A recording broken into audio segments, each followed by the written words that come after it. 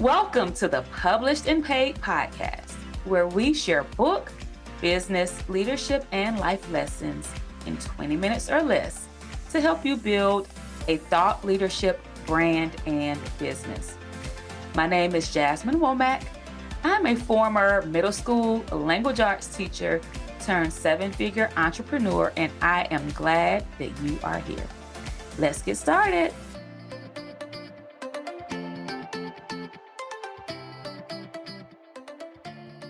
Welcome back to another wonderful episode of the Published and Paid podcast, where we talk about publishing your intellectual property through books, courses, coaching programs, signature talks, and more, as well as leadership development, business, and life lessons. And today's episode is quite personal to me because I'm going to be sharing details about how I reclaimed my health journey and the impact that has had on my life, my family, and my business.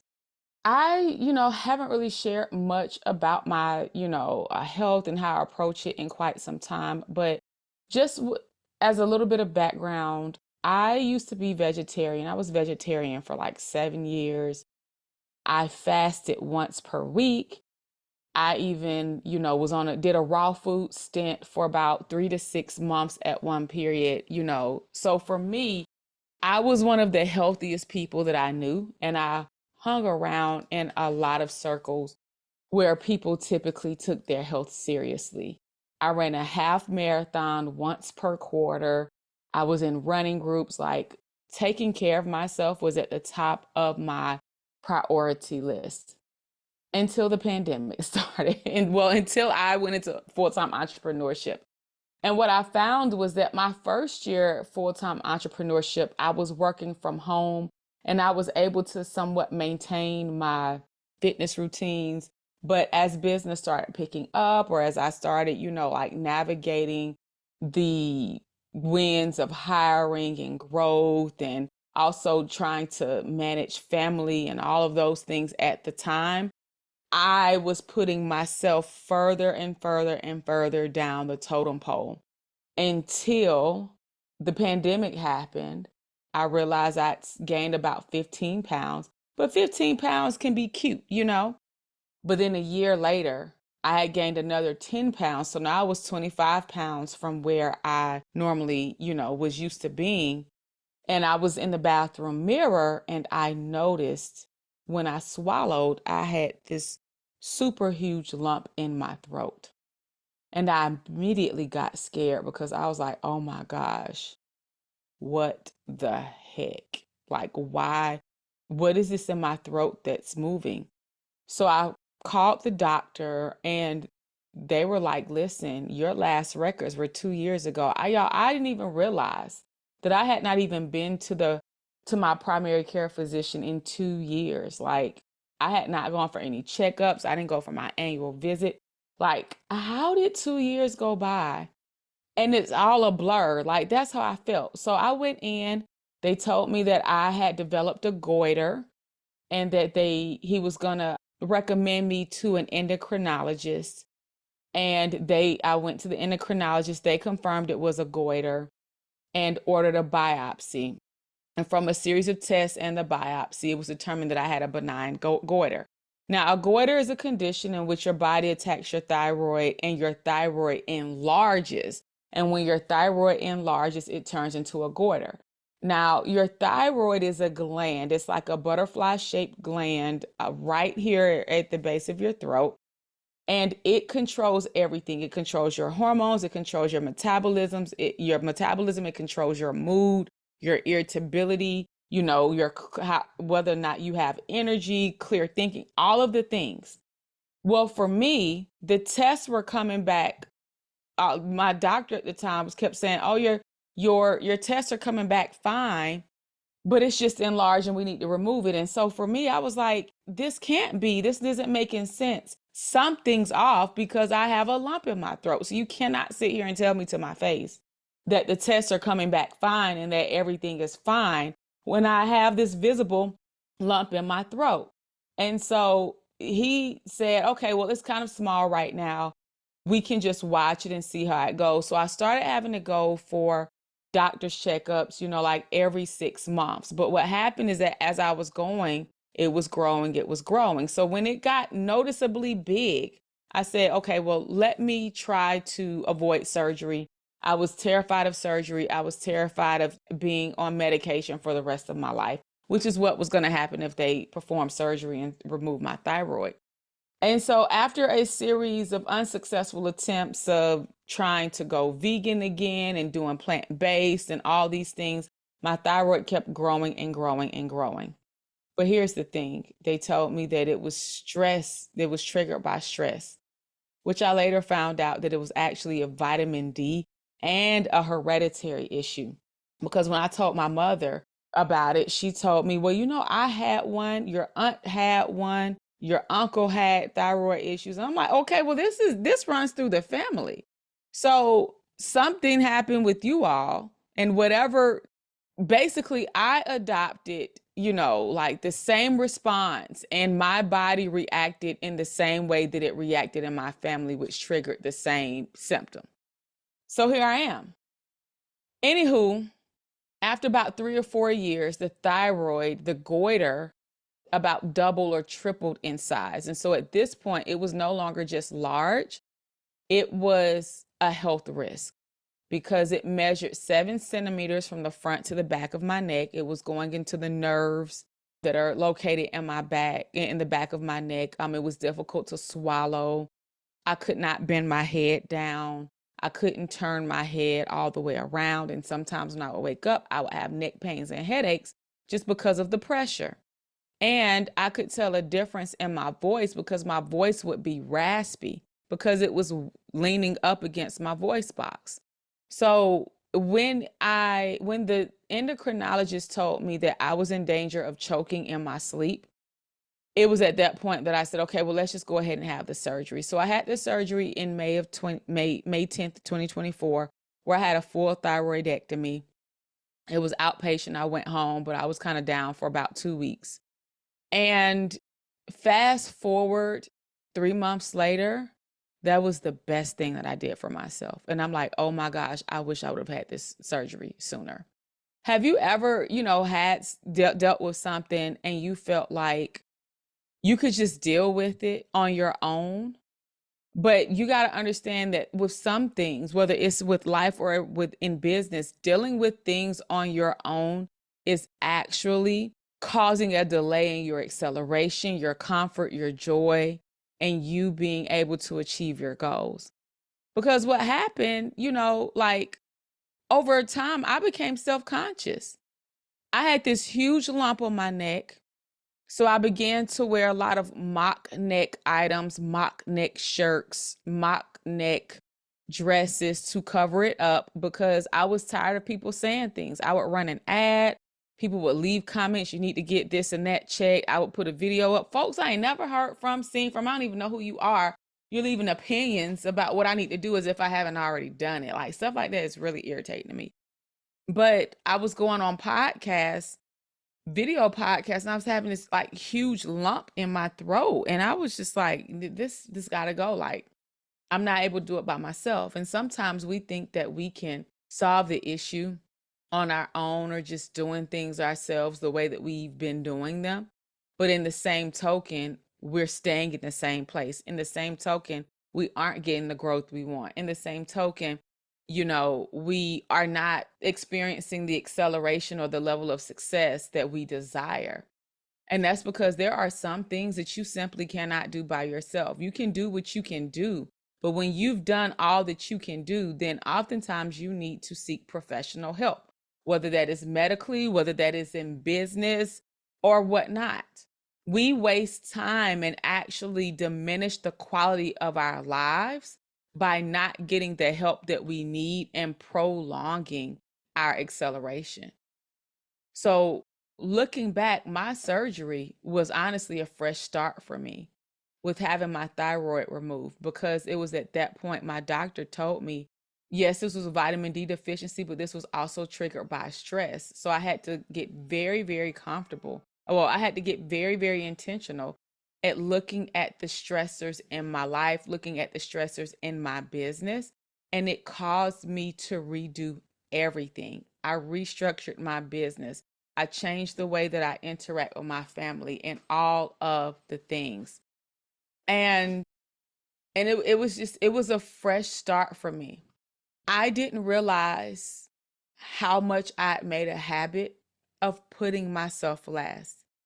I didn't realize how much I made a habit of just reaching for anything because I was always on the go. And at the beginning of this journey, I weighed around 150. But when I got on the scale right after my surgery, and I weighed 210 pounds, which was 10 pounds away from what I weighed when I was heaviest with my son, with my second pregnancy, I cried. I remember sitting in the doctor's office crying. And I said, you know what? This stops today. This stops today. So it was having this growth in my body that was created because essentially I was neglecting my health and myself and my stress levels. And as a result, I had developed these things that were not beneficial for me. The weight gain, internalizing things, feeling stressed all the time, always tired. And so it was at that point, it was the surgery, and then it was the healing process when I realized that I wasn't where I wanted to be and I wasn't any better than I was a year previously in regards to my health, that I decided to make a change. So here are some of the changes that I immediately made. I started eating more whole foods and I limited processed food. So oftentimes, especially during times of a lot of work, I would reach for chips. I would reach for snacky snacks, anything that I could kind of put my hands on that was quick. But instead of buying those things, I made sure to buy things that I could eat quickly: peaches, oranges, apples, carrots, celery, things that I could grab and nibble on and crunch, but that were very low in calories and that actually had health benefits for me. And so by snacking on fruit and literally raw vegetables throughout the day and some nuts here and there, I began to even not just have more energy, but even be able to think a lot more clear, as opposed to when I grabbed a bowl of ice cream or when I reached for some Takis or some chips out of the kids' chip box that they took to lunch, right? And I began to feel better about myself because I knew that I was making strides towards improvement. The second thing that I did was I began intermittent fasting, and this was at the recommendation of my doctor. Now, when I was at my peak fitness, 10, 15 years ago, I made intermittent fasting a part of my life. That's just what it was. I did a 12 and 12, 12 hours on, 12 hours off, from 7 to 7. So from 7 p.m. to 7 a.m., basically evening time, I would not eat. My final meal was in the 7 o'clock hour. After that, I wouldn't eat until the following morning. So that means that there was no late night snacking. Right now, I find that doing a 16-8 schedule works for me, where I have my last meal at 7, but then I have my first meal around 11:30. That works for me. So typically I'll skip breakfast, or if I just need to put something on my stomach, it's fruits, something extremely light. But even still, I typically wait until 11:30, and the first thing that I'll have is fruit or a smoothie. And then I might have a salad after that, some snacks, and then I'll close my day always with vegetable and a protein. Now, I'm not one of these people that does not eat carbs. I eat carbs, but I eat healthy carbs. So we're talking brown rice, black rice, quinoa. I absolutely if I eat bread, it's like the Ezekiel sprouted bread, or it's like freshly baked bread from an actual deli that makes the bread there. I cut out the natures, and this isn't to say anything about this particular brand, but I cut out the brands in the grocery store. Let me just say that. The brands in the grocery store on the bread aisle, I cut them out. I don't even buy them for my kids. My husband still likes Nature's Own. I don't eat it and I don't feed it to my kids because it's processed. It's processed. And it takes so long for a slice of bread to mold. So that lets you know that it's overly processed. It's not a living food. And I know for me, when I eat breads and when I eat rice and starches and pasta, it makes me bloated. Now, this isn't to say anything about that particular brand. I'm just saying brands, my family, we like that brand. That was the brand that I used to eat. So that's what I'm talking about. My husband still eats it. He buys it. I just don't. I don't have a lot of bread. And if I do, it's made in an actual bakery or it's the Ezekiel sprouted bread.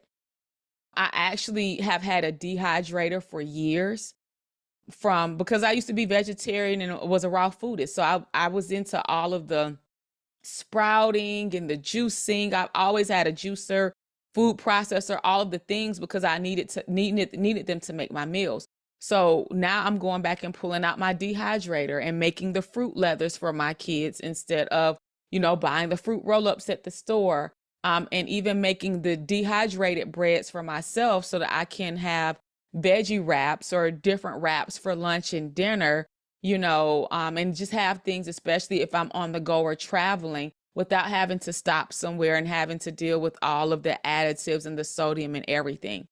So living this type of lifestyle definitely requires more intentionality and planning. But when I tell you I feel so much better, and I actually went in for one of my follow-up appointments today, and in the past 5 weeks, I've lost 5 pounds, which is a pound a week, which my doctor said was a healthy weight loss because that means that it's gonna stay off. I was so used to the rapid weight loss that I had become impatient with consistent weight loss over time.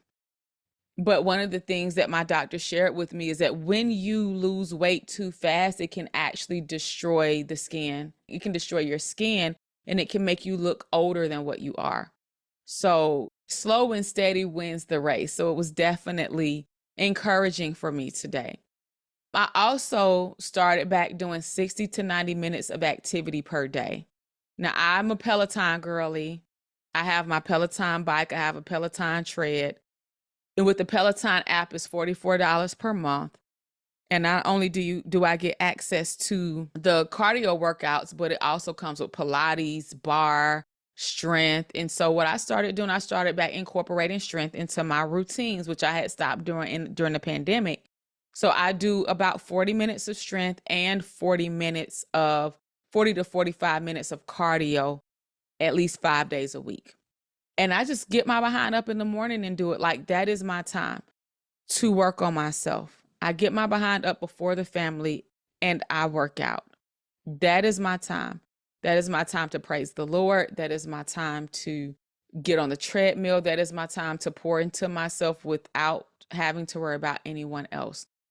I also recently got me another walking treadmill because I have a pretty much a sedentary job and I work from home.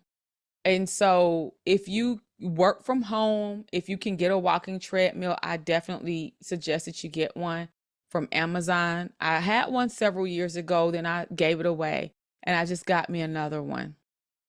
But I got me a walking treadmill so that I'm not always sitting down, and during my meeting heavy days, I can, instead of sitting down taking Zoom meetings, I can walk. Instead of sitting down at the computer all day, I can, I have a standing desk that raises up and I can walk at a very slow pace. This helps me to get my steps in. Another thing that I do is I measure my food and I track my intake. So I simply use a cup measure to measure my food. Sometimes I use a very small dish to eat off of and I measure my food that way. Like a quarter of it is protein, half of it's vegetables, another quarter of it is my healthy carbs, my sweet potato, my brown rice, my black rice, my quinoa. And I measure it by using a smaller dish, or I use a cup measurers with a half a cup and a fourth of a cup, and I just measure out what I'm gonna eat. And I track everything through my FitnessPal. And so measuring my foods helps me to see how much I'm actually eating, and tracking my foods through my FitnessPal helps me to track my calories and make sure that I'm always coming in at a calorie deficit. So my goal is to burn a certain number of calories every single day.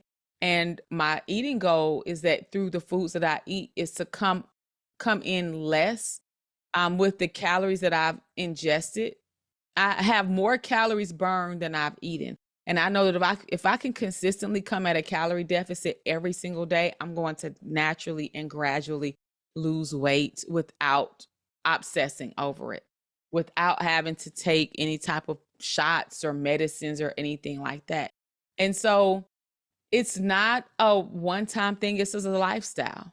And I realize that where I am right now at 40 years old with a husband and kids, if I want to be 50 and fine, if I want to be 45 and fit, this is what I have to do, because I've seen even eating what I want to eat gets me. It got me that, along with, you know, I believe that my goiter had something to do with my weight gain, even though the doctor said it didn't. But eating crazy, eating at all times of the night, along with having the glandular issue, contributed to 60 pounds of weight gain that I'm now working diligently to get off. And it's not going to come off just because I hope for it or wish for it. And I'm the type of person, I don't want to take a shot for it because I don't like putting stuff in my body like that. So I'm just old school. I'm going to do it slowly but surely but steadily. And if I can maintain a 1 pound per week weight loss in 1 year, that's 52 pounds lost. And I have restructured my life. And so it's going to take some time. It's going to take some consistency, but I can see the light at the end of the tunnel. I also had to get my spiritual life back on track because I had started back making an idol of my business, meaning that I'm thinking about it all the time. When I wake up, that's what I do. Before the kids wake up, I'm trying to get things done. I said, you know what? I'm not even opening my computer. I'm not opening Slack. I'm not doing anything work related until this time, until 8:30 every morning, really 9 o'clock. And before that, I'm going to make sure I'm taken care of. I'm going to make sure that I've taken time to read my Bible, journal, and pray. I'm going to make sure my family's taken care of and they're set for the day. And then I can go serve everybody else. And the moment, when I tell you the day that I began to get up and pray instead of look on my phone, journal instead of browse Facebook, read my word instead of hop into Slack. When I tell you, when I put that priority back in place, I felt so good. I felt so much clearer. My spirit was balanced. I wasn't irritable. This is the happiest that I've been in a long time. And it's not attributed to business. It's just because of where I am in life. And I believe that me putting that requirement back in place for my spiritual goals had a lot to do with it. And of course, my mindset, because I've definitely had some challenges over the past 8 months. I've had some life challenges. I've gone through some very difficult moments, life and business, which I'll talk about in a different podcast episode. So one of the things I had to get very intentional about is listening to my mindset audio every day, whether it's a book, whether it's a YouTube video, pouring into my mind and being very intentional about elevating my mindset. So one of the things I've been doing to do that is listening to audiobooks and around mindset and money mindset elevation, a minimum of 10 minutes per day. It's a requirement. I usually listen while I'm putting on my makeup, which is why I don't go live or why I don't blog during that time, because that is time for me to pour into myself. So I'm putting on my makeup, I'm either praying or listening to an audiobook during that time. So these are the 7 things that I've done to just kind of get back on track. And as a result, I've lost almost 10 pounds. I lost 5 pounds in the past 5 weeks. So I've lost 10 pounds since my surgery. I'm in a great place, with my husband and my children. I feel clear and confident, and I'm with my business. I love my team, love the clients that we serve. We actually just went through a full restructuring, and I'm so excited about the future based on the restructuring that we've done. And it's all because I put my priorities back in order. But it took surgery and gaining weight and all these things to do it. And what I learned is that your health is not just for vanity. Your health truly is your wealth. Because if you don't have your health, you cannot serve the nations. If you don't have your health, you cannot leverage, use your business as a conduit to ministry and pour into others. If you do not have your health, that's your mental health, your physical health. You can't be there for the ones who matter most, your family. You can't be what you need, what they need you to be, because either you're too tired or you're too achy or you're this or you're that. And it goes back to what I say at my event, Published and Paid Live, every year. Like, as leaders, in order for us to effectively lead anybody else, we first have to effectively lead ourselves. And it should not take a wake-up call for you to prioritize yourself. And so I don't want you to go through what I went through. And I don't want you to have to go through surgery or some type of life-altering circumstance to get a wake-up call that you need to pay attention to yourself a little bit more and prioritize yourself. Prioritize your health. Stop stressing out about things. Stop internalizing things. Communicate. Stop thinking that you can do everything on your own and figure it out, and get the help that you need. Like, I was literally walking around with this big lump in my throat. I went to the doctor today. She was like, you look so good. She said, you really should have gotten the surgery sooner. I said, I know. And this is my doctor. This is my second doctor. I switched to her right before my surgery because I just didn't feel comfortable with my first one. And I said, if I could go back, I would have gotten this surgery much sooner. But there I was trying to figure things out and do things on my own. And the issue was getting worse and worse and worse. And I see so many people do that, whether it's in life or their marriage or their business. They keep trying to go at things the same way that they've been going at it, saying, no, I don't need help. I can do it on my own. But you're stuck, and the help that you're giving yourself isn't working. And you're actually delaying and prolonging a better quality of life or business growth just simply because you won't get the help that you need. Make the decision and get the help. All right. So I want you to, if you found value in this, share it, leave a review, and make sure that you follow me on Instagram, YouTube, LinkedIn at the Jasmine Womack. Feel free to send me a DM. Because when I shared online, I had a lot of people talking about their thyroid issues. And so I'm no expert. And the advice that I gave in this episode is not a replacement for any type of advice. It's not a replacement from advice from a medical professional. Okay. It's just my personal experience. And I'm not saying this and that'll cure you. None of that. Okay. So be sure to follow me on Instagram, YouTube, and LinkedIn. And let me know what you thought about this. Send us an email at hello@jasminewomack.com.